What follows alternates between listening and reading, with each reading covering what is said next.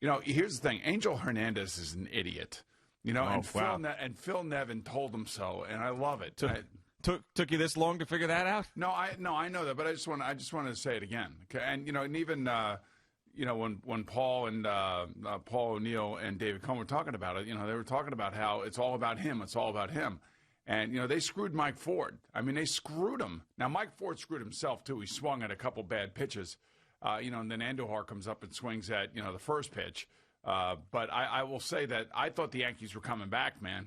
They were definitely coming back. And if Ford gets on base there, man, Joe Girardi was panicking, just running relievers in and out. We've been down that road before with him. But and by the way, I thought that the broadcast was very matter of fact. Like, there was no excitement, even when the Yankees scored 4 runs in the bottom of the 7th inning. And it's kind of weird seeing the home team in the road uniforms. Yeah, right, which is, this whole thing has been weird. This is what I was trying to tell you the other day. I mean, it's just strange. It's hard for me to totally wrap my mind around these games counting. Every day that goes by, I'm more and more getting used to it. But then something like yesterday happens where you got the teams wearing the different uniforms and the home team isn't the home team, and then there's 7-inning doubleheaders, which I've never seen before. Those are 2 things I've never seen before. I've never seen a 7-inning doubleheader because that's never happened in the history of baseball. And I've never seen the 2 teams saying that the home team is the away team and the away team is the home team. So it's weird, man. It's totally weird. But one thing is consistent. You're right. Angel Hernandez sucks. So at least you have that to make you feel like you're watching real baseball. Yeah, the other thing, the Yankees have a problem with their left-handed starting pitching, with the exception of Jordan Montgomery.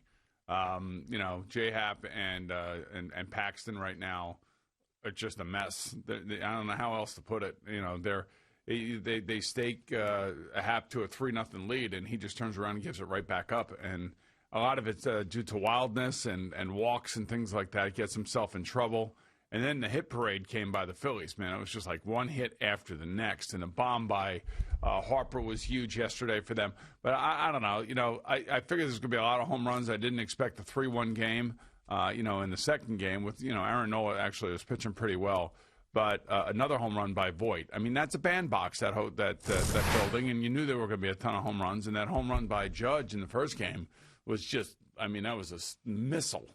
But if Mike Ford gets on there and Hernandez isn't calling a crappy game, who knows what's going to happen. I bet you the Yankees win that game. Yeah, and they're going to win still a majority of their games, and they dropped, they split a doubleheader, they dropped one of the games. They're still going to cruise, man.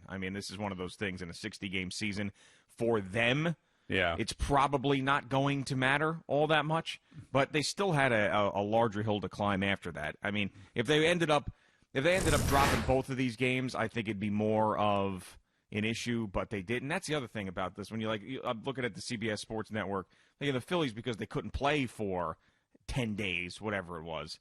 You got one team who's 8-2, 9-2, and the other 2-3.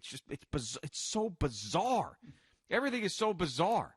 But look at you. You're in a brown house right now, sitting in a baseball glove of a couch. And yeah. I don't know what to tell you. It doesn't get much more bizarre than that. Just think about where you've been the last 3 days and where you've been like the last 20 weeks. So, yeah, the whole thing's bizarre. It's all wacky. But at the end of the day, you know what? It's still entertainment, and that's all that matters.